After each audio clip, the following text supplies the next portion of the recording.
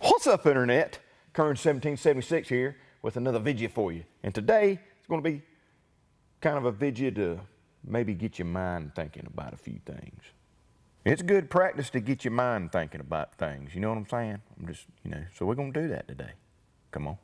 So in today's video, we're going to talk about food preparations. Of course, we always talk about have provisions set aside in case you need it. And of course, that can be defined in many different ways and be caused by many different things. We're not going to get into that. The hitting the fan, it could be one of those situations. It could be natural disasters. It could be whatever. Bottom line is this: you need to be preparing for a situation where you may not be able to get foods. You may not be able to get them because you can't physically go get them. You may not be able to get them because you can't financially get them. You may not be able to get them because they're just simply not there to be got. Yeah. This isn't a grammar lesson or anything, folks, okay? So anyway, have you thought about powdered milk? Well, have you? Because here's the thing. Milk is kind of a staple food or staple ingredient for humans.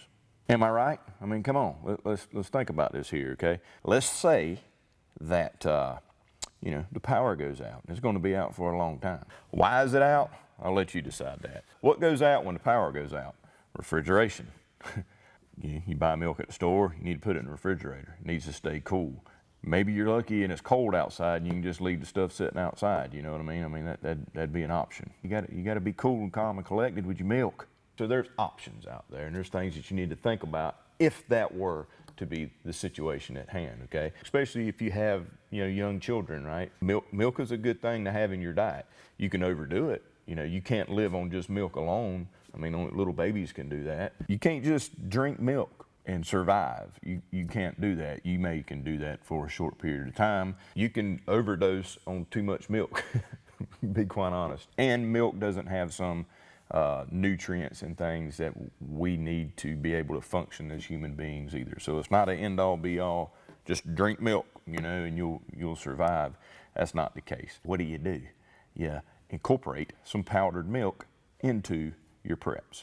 And if you deal with lactose intolerance and stuff like that, there are alternatives. I'm not going to go into that because I don't really know a whole lot about lactose intolerance. I don't deal with that myself, but I'm sure those of you who do already know some things that you can do to combat that and substitute with, and there's products out there to help you do that. So obviously a lot of us know the benefits of milk. I'm not going to get into that either. I'm not a doctor. I'm not a nutritionist. If you want to find out the benefits of milk, you can look that up for yourself. There's this thing called Google. It's pretty freaking cool. It almost tells you everything that they want you to know. Everything that you need to know. I got some products here, some different ones, different brands, different containers. There's several different ways you can buy this. It's relatively inexpensive. They're great for storage. And I'm not pushing any specific brand. This is just some options I have, right? And this has some added benefits to it. It's got iron and zinc added and vitamin A and C added to it as well. So this right here will yield about 5 gallons worth of milk once you process this with water. It's got a little kid on it. She likes it, right? You can have some powdered milk with your cereal. Not necessarily for, I want a glass of milk, I'm going to have powdered milk, but ingredients for things, right? Biscuits and pancakes and stuff like that. Those are things that you can prep for in case you need it later on down the road. And then you don't have milk, you can use this as, part of the ingredients to make the pancake and biscuits better. You can actually make butter to an extent with powdered milk. That's something that helps with cooking and helps with things that you may be able to fix as an ingredient, and might bring morale up a little bit. You got some butter to put on your biscuit that you made with your powdered milk. It doesn't say if it's whole milk or whatever that I can see on it. This one here, dry whole milk. Whole milk is going to do better than say the skim milks and the non-fat milks, powdered products, just because, number one, it's going to take up the same amount of space. You're not gaining any luxury of space if you're storing this stuff. The skim milk and the non-fat is going to have less calories than the whole milk is going to have, and calorie intake is going to be good in the situation that you may be in. And it's just better.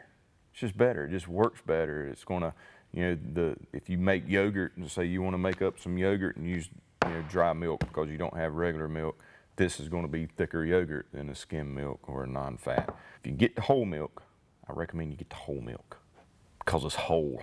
Ain't nobody messed with it, right? It's what it's supposed to be, except it's powder. And then you've got options in bags like these here. Non-fat, okay, which still works, which still gets the job done. Again, it's going to have less calories. Then we have here another bag, whole milk. And then this right here is a whey milk alternative. Good calories to this. This one, doesn't have any dietary fiber in it, which is, it's just how milk is, right? And fiber is something that we as humans need to consume to get about our normalcy in a day. What I'm showing you this for is not just necessarily the products inside, but size, right? So you got can options, which, you can stack them up in a pantry, in a cool, dry place. This right here takes up less space. Obviously, there's less product, but these can lay flat. These are kind of nice because they're a little bit smaller. They may be closer to what you would need for the particular, food project you may be working on. And then you don't have a lot left over. You don't have a lot of waste. This right here, you need to have a way to store what's left over so it doesn't go to waste. And that's easy to do with vacuum sealer type bags. If you use some sort of vacuum bag type system, be sure to date it.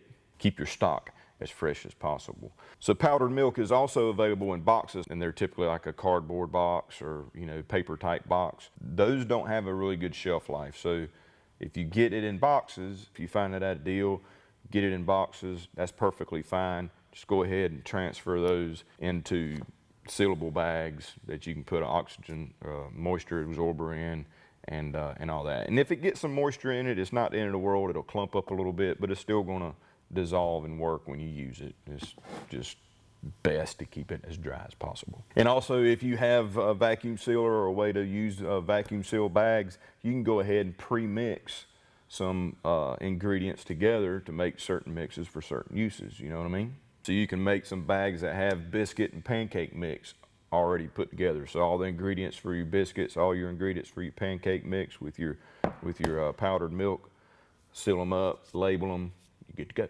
You want some biscuits, you want some pancakes, you just grab your bag, split it open, get to work. That's all there is to it. You could do yeast bread flour blends for making yeast bread. You can mix up, for hot cocoa, which is a morale booster, right? So you can mix up some little bags for hot cocoa. You can mix up some, pre-made bags for adding to coffee, using this stuff to add to coffee if you don't like black coffee. And then you got gravy and sauce powders that you can put together, ingredients, dry ingredients, and seal them up, label them, and you're good to go. So when you have your biscuits, you can have some gravy. I'm just trying to get y'all in a prepared mind, folks, because things could happen where you need this stuff. And have you actually thought about powdered milk? I know it doesn't sound enticing, right? It doesn't sound like something that you're giddy about using, but in a scenario where you don't have power, you don't have refrigeration, heck, you can't even get milk. Let's say the price of milk goes through the roof and it's just ridiculous. Let's say, the supply chain falls apart. Something happens where you can't get milk. You got water, you can have milk. Just takes a little bit of work and a little bit of different products. And you need to have these things. Right now, the cost of powdered milk supplies are relatively low right now, and it would be a good idea if you can to start adding that to your shopping list to put away and to use and to try in different things. So there's other ingredients out there and things out there like powdered eggs, right? Doesn't sound enticing, no. Say you can't get eggs. Or say you don't have any yard birds running around outside you can get eggs from fresh every day. You can get powdered eggs. These are things to be thinking about. And give them a try. Get some. Give it a try, 24 servings in this little bag right here. You got you a bunch of that. You want to make something that has eggs as an ingredient, there you go. If you just want to make some scrambled eggs, here you go. You can make crepes. It's got crepes on the back. You can make some crepes. So hopefully this video opened up your eyes a little bit if you haven't thought about this to be added to your preps. Powdered milk and maybe some eggs if you can get a hold of some powdered eggs. As always, I appreciate you guys watching. Please like and share, comment down below, hit the subscribe button if you're not a subscriber, give it a thumbs up, all that cool jazz. And I'll see you next time with another video. Yeehaw.